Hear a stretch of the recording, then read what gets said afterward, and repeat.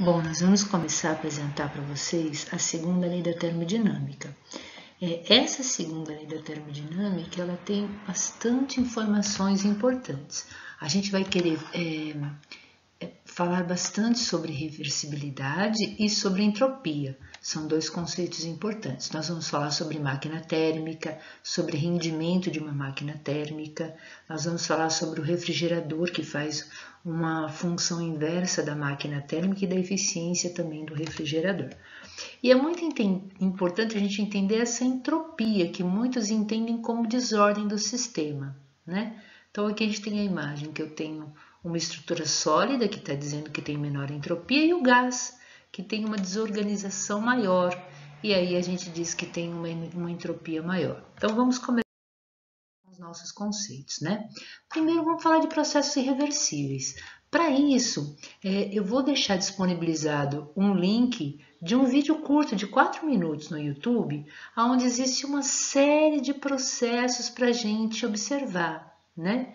É muito interessante. E aí vem a questão, quando vocês terminarem de ver esse vídeo, eu queria que vocês colocassem a seguinte pergunta: será que os fenômenos presentes no vídeo poderiam ocorrer? Então isso é muito interessante. Se vocês tiverem um tempinho, eu recomendo fortemente. É muito interessante. Bom, processos reversíveis e irreversíveis. Como é que a gente define um processo que é reversível, né? Então, num processo reversível, o fenômeno cujos eventos acontecem numa ordem direta ou inversa não nos permite saber aquilo que aconteceu antes ou depois.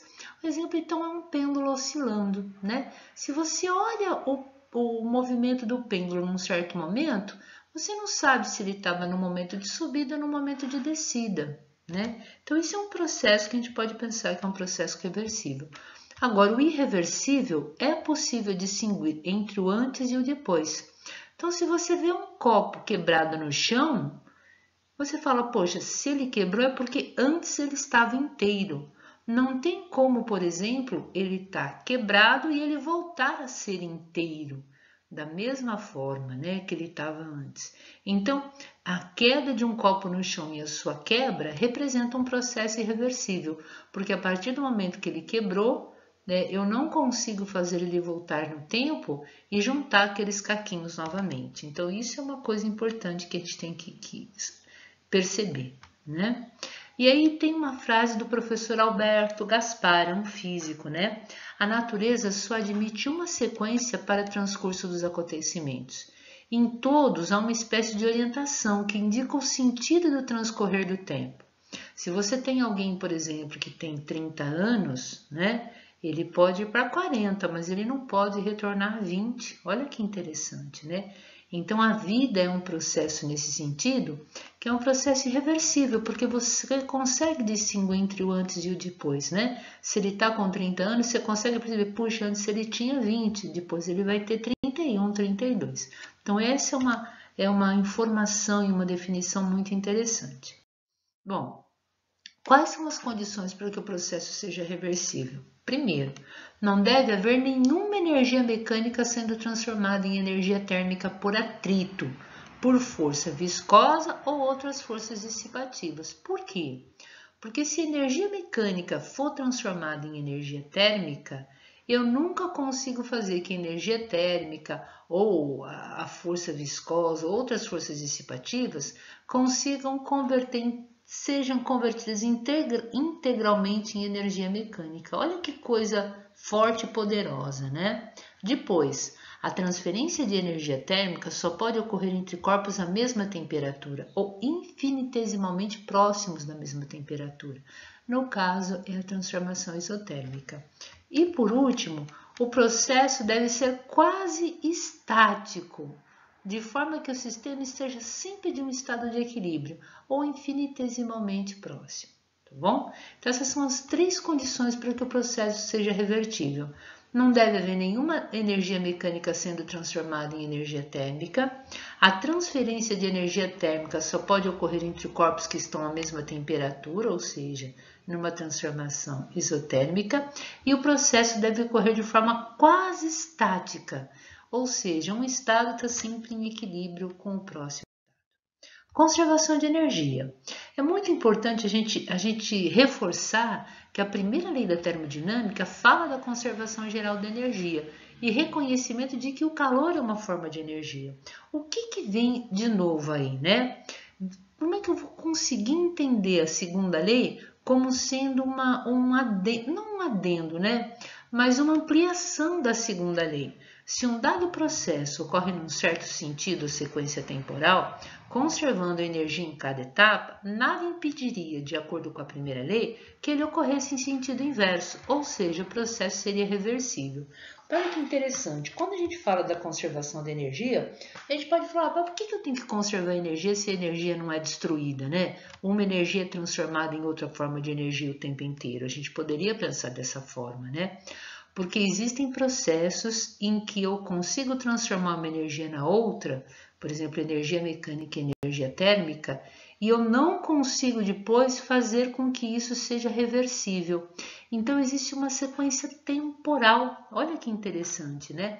E a segunda lei vem falar exatamente sobre isso, né? Sobre essa impossibilidade de reverter alguns tipos de processo. Bom, o que diz a segunda lei então? Possibilidade ou não de se aproveitar energia. É fácil converter trabalho em energia térmica, mas é impossível remover energia térmica de um único reservatório e convertê-la completamente em trabalho. Olha que enunciado poderoso, né?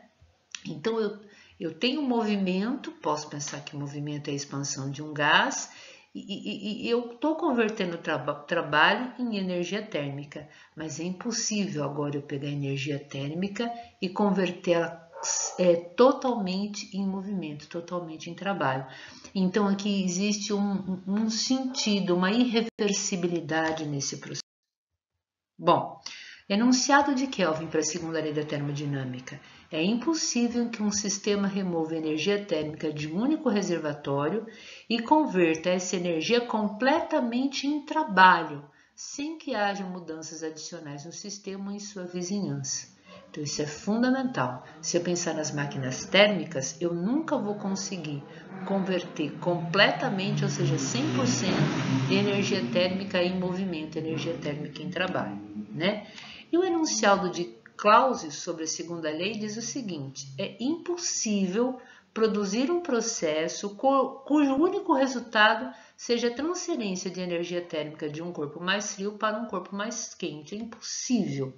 Então, sempre a energia térmica flui do corpo mais quente, de maior temperatura, para o corpo de menor temperatura. Eu não consigo fazer o processo cujo único resultado, o único, seja essa transferência da energia térmica de um corpo de menor temperatura para um corpo de maior temperatura. Né? Bom, agora a gente vai falar um pouquinho de máquinas térmicas, né? Nenhuma máquina térmica operando em ciclos pode retirar calor de uma fonte e transformá-lo integralmente em trabalho. Olha a segunda lei aparecendo aqui, né? Então, a energia térmica não pode ser transformada 100% integralmente em movimento, em trabalho. E aí aqui a gente tem um exemplo de uma máquina térmica, onde nós estamos aquecendo aqui um fluido que gera vapor, o vapor tem uma pressão que aciona a nossa máquina e essa máquina começa a se movimentar, produzir energia mecânica. Então, toda energia térmica, né, retirada da queima do combustível não consegue ser aproveitada 100% para realizar o movimento da máquina. É isso que diz a segunda lei da termodinâmica, né? E aqui tem um esquema muito interessante para a gente entender a máquina térmica, né? Então, na máquina térmica, ela recebe calor de uma fonte, aqui no caso, pode ser da queima do combustível. Parte dessa energia que ela recebeu se transforma em trabalho mecânico, que é o movimento da nossa máquina, só que parte sempre vai ser cedida por uma fonte fria. Então, o gás expande, eu tenho que esfriar o gás para ele voltar a comprimir. Ao esfriar, parte dessa energia vai para o condensador da nossa máquina, ou para a parte que está refrigerando o nosso êmbolo aqui onde ocorre a expansão do gás. Então, eu nunca consigo fazer a energia, o calor recebido da fonte quente virar 100% movimento, 100% trabalho mecânico. Sempre um pouco do calor recebido da fonte quente vai ser dissipado para a fonte fria. Essa aqui é a questão, né? Máquinas térmicas a vapor, para a gente entender, né? Então, aqui a gente tem calor, né? A gente tem a água, a gente tem o vapor gerado. Esse vapor, numa alta pressão, vai para a nossa máquina que se movimenta a realização de trabalho. Só que depois esse vapor que está a uma alta temperatura, ele passa por um condensador, ele esfria e ao esfriar, ele cede calor para o meio, né? E aí a água volta de novo e é aquecida novamente. Olha que interessante. Então, toda máquina térmica a vapor, eu tenho um reservatório quente e um reservatório frio, né? O reservatório quente é aquele que está produzindo a energia na forma de calor e o frio é que está resfriando o meu vapor para ele voltar no estado líquido novamente. Então, é aqui. Se não existir esse condensador, essa máquina térmica não funciona. E aí nós não temos um movimento ocorrendo. A água é aquecida a pressão em torno de 500 graus Celsius. O vapor se expande contra o pistão, realizando movimento, realizando trabalho. É expelido, depois que ele realiza trabalho, o vapor é expelido mais frio e é resfriado ainda mais no condensador. E depois a água é levada de volta ao reservatório. Então, aqui é um grande exemplo aqui, de uma máquina térmica, né? Um motor de 4 tempos, como é que é esse motor, né? Então, é o motor, por exemplo, de um carro, né? Aqui a gente tem todos os mecanismos desse motor, né? Aqui tem uma câmara de combustão onde vai ocorrer, tem o pistão que sofre movimento, tem aquilo que a gente chama de vira-briquim e tem a válvula de admissão que é aberta. Quando essa válvula de admissão é aberta, entra uma mistura de ar e combustível, né? E a válvula de escape está fechada. O pistão impele o combustível e o gás, então aumenta a pressão aqui nesse momento, né? As duas válvulas agora ficam fechadas, ocorre a compressão, a mistura ar e combustível é comprimida, né? E nesse momento, com as válvulas fechadas, existe uma vela de ignição ativada, né? Quando essa vela aciona uma faísca, ocorre a combustão, ocorre uma explosão, tá faltando um P aqui, que força o pistão para baixo, né? Quando força para baixo, há o movimento aqui do vira-briquim, que está ligado à engrenagem do carro e produz o movimento do carro. Depois disso, a válvula de entrada fecha, a válvula de saída de escape abre e tem a saída dos gases, né? O pistão expele os gases queimados, ou seja, olha, se ele está a uma temperatura alta, ele vai ser injetado, então essa temperatura vai para o meio. E isso aqui tem que ser refrigerado. Para quê, né? Para o pistão voltar à posição original. Então, esse é um exemplo de uma máquina térmica que é o motor de 4 tempos, né? Qual que é o problema? Como é que eu calculo o rendimento dessa máquina térmica? Que eu vou chamar por essa letra grega eta, né? Então, eu pego todo o trabalho que eu consegui realizar e divido pela quantidade de calor que veio da fonte quente. Então, vamos supor que eu tinha lá 1000 joules de calor disponível para a máquina térmica com a queima do combustível. Eu aproveitei 500 joules de trabalho, de movimento. Então, qual que é o rendimento? 50%. Por quê? Porque de toda a energia possível, que eram 1000 joules, eu aproveitei 500 joules, eu aproveitei a metade da energia, né? E eu multiplico por 100, porque eu dou esse resultado na forma de porcentagens. Então, o rendimento de uma máquina térmica é definido pela porcentagem do calor transformado em trabalho. Então, é dessa forma que nós vamos calcular, né? Eu estou simbolizando o trabalho pela letra tal, mas pode ser simbolizado por W também, né? Só que eu posso falar que esse trabalho que eu estou simbolizando agora por W é a diferença entre a quantidade de calor gerado pela fonte quente menos aquele que foi perdido pela fonte fria. Essa diferença que me dá energia na forma de trabalho. Então, a gente pode reescrever a nossa equação. No lugar de trabalho, eu ponho quantidade de calor que veio da fonte quente menos aquela perdida pela fonte fria, dividido pela quantidade de calor da fonte quente. E esse QQ dividido por QQ dá 1. Então, eu tenho outra expressão também possível para o rendimento. Rendimento é igual a 1 menos a quantidade de calor cedida para a fonte fria, que é F, dividida pela quantidade de calor recebida pela fonte quente, né? Bom, esse rendimento da máquina térmica é muito importante a gente reforçar. Como não pode existir calor totalmente convertido em trabalho, a segunda lei da termodinâmica proíbe a existência de uma máquina térmica com eficiência de 100%, ou seja, nenhuma máquina térmica pode ter um rendimento rendimento de 100%. Né? Refrigeradores, né? Como é que é o refrigerador? Na realidade, o refrigerador ele não realiza trabalho, ele recebe trabalho, né? E aqui a gente tem a fonte fria que é uma certa temperatura T1, né? Na realidade, ele está recebendo o calor dessa fonte fria, dessa forma que eu imagino, e ele cede calor para a fonte quente. Olha que interessante, né? A temperatura aqui da parte T1 do nosso refrigerador ele é menor do que T2, né? Então, olha que interessante, aqui o trabalho, né, mais a quantidade de calor que veio da fonte fria somados é igual à quantidade de calor da fonte que vai para a fonte quente. E aí a gente tem esse dispositivo sendo representado, né? Aqui a gente tem uma válvula de expansão.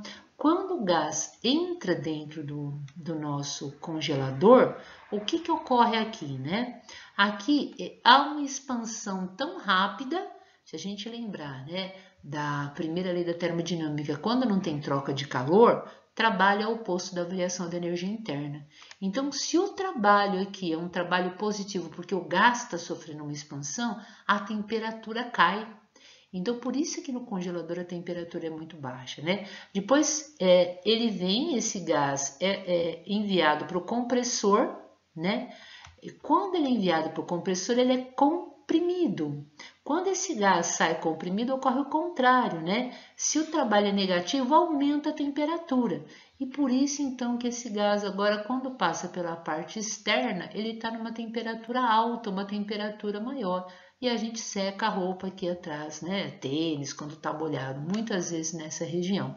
Então, olha que interessante, né? Então, é um movimento de compressão e expansão do gás que faz a temperatura ficar baixa no interior do congelador e alta fora do congelador. Porque eu não estou tendo, na realidade, trocas de calor. Eu estou tendo trabalho diretamente ligado à variação da energia interna, ou seja, a variação da temperatura desse gás. É dessa forma que a gente entende os refrigeradores.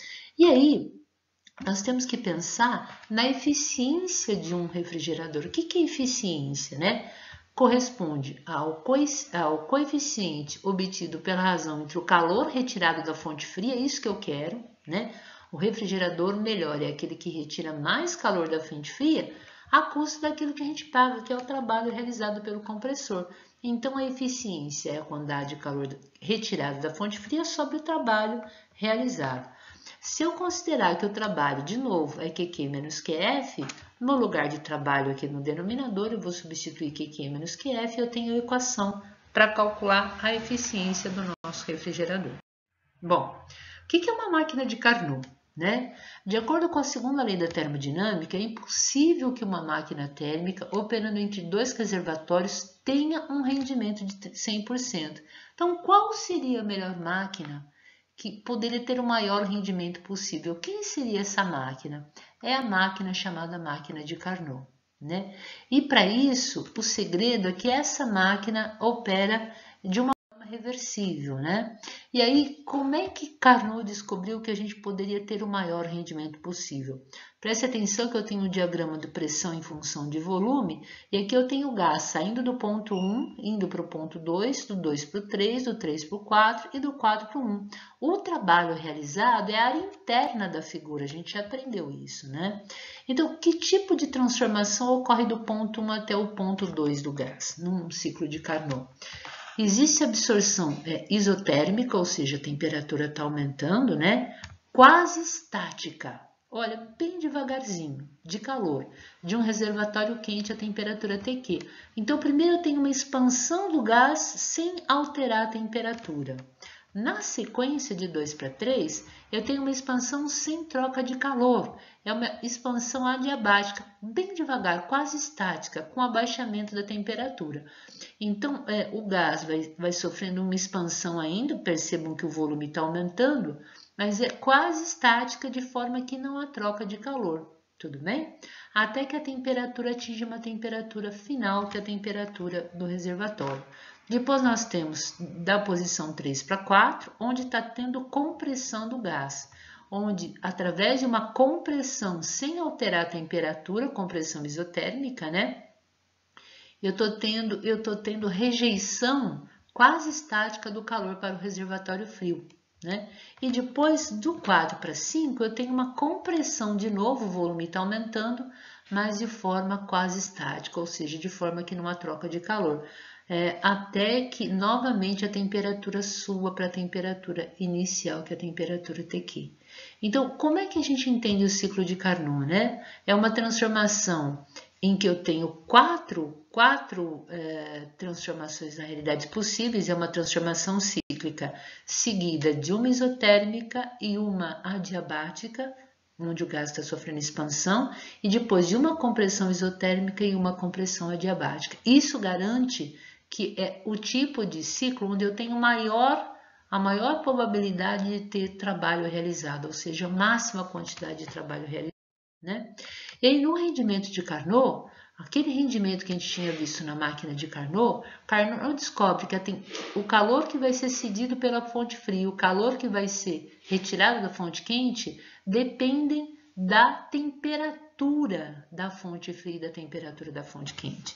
Então, a gente consegue, como essa quantidade de calor que vai ceder para a fonte fria é uma constante vezes a temperatura da fonte fria, e a quantidade de calor que vai ser cedido para a fonte quente é uma constante vezes a temperatura da fonte quente, essas duas constantes, como são iguais, se anulam e eu consigo calcular um rendimento só sabendo a temperatura da fonte fria e a temperatura da fonte quente, em Kelvin. Isso é muito importante, né? A mesma coisa vai acontecer com a eficiência de um refrigerador de Carnot, né? A eficiência era QF dividido por QQ menos QF, onde QF é a quantidade de calor cedida para a fonte fria e QQ é a quantidade de calor que vai ser cedida pela fonte quente, né? E do mesmo jeito, QF e QQ são proporcionais a temperaturas em Kelvin das fontes fria e das fontes quentes.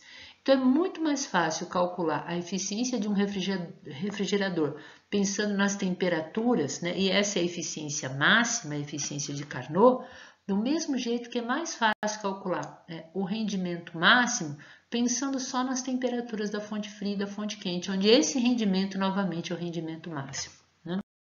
Bom, entropia. Entropia a gente representa pela letra S, né? Ela é uma função termodinâmica representada por S que mede a desordem do sistema. Bom, ela também depende da pressão, do volume e da temperatura. E assim como a energia potencial, o que importa é a sua variação. Como é que varia essa desordem do sistema, né? E ela depende apenas do estado inicial e final do sistema. Eu posso falar que a variação da entropia é ΔQ sobre T, ou seja, é como é que a quantidade de calor está variando em relação à temperatura do sistema, pensando que eu estou numa transformação isotérmica, né? Se fosse ds dq, eu poderia integrar dos dois lados e eu teria que a entropia S é integral de dq sobre T, novamente reforçando que no caso da temperatura, se é uma temperatura constante, tá bom? Bom, entropia e desordem, né? Um gás ideal em expansão isotérmica não muda sua energia interna, mas aumenta sua desordem, uma vez que suas moléculas se espalham em um volume maior, né?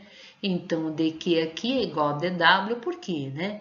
Q é igual a W mais ΔU, só que eu não tenho ΔU, porque a transformação é isotérmica. E no caso de dW, isso aqui é P vezes ΔV. Então, eu estou utilizando todas as equações que nós aprendemos até agora, né? Se eu lembrar da equação PV igual a nRT, eu estou substituindo aqui o P por nRT dividido por V, né? E posso reescrever, então, N dV sobre V, isso aqui é igual a dq sobre RT, ou seja, eu estou igualando esse lado direito da equação com esse lado esquerdo, né? Então, eu vou deixar N dV sobre V e o RT que está multiplicando vai passar dividindo. Eu tenho essa expressão, número de mols vezes a diferencial de volume sobre volume é a diferencial de calor sobre RT, né? O aumento da desordem está ligado ao aumento relativo do volume e ao número de moléculas presentes. Olha que interessante, né? Então, como eu estou pensando que esse daqui sobre T tem a ver com, eu posso chamar de ds, né? Tá? Então, ele está falando que o aumento da desordem, que é o aumento da entropia, está ligado ao número de moléculas e esse aumento relativo do volume. Definimos o aumento de entropia, S, como medida do aumento da desordem de um processo reversível. como ds igual a dq sobre t, ou seja, ΔS integral do estado 1 até o estado 2 de dq sobre t. A unidade da entropia, como a quantidade de calor sobre tempo, é Joule por Kelvin. Peço desculpas aqui que a palavra reversível está escrita errada. Então, um beijo, estamos no atendimento lá para conversar com vocês.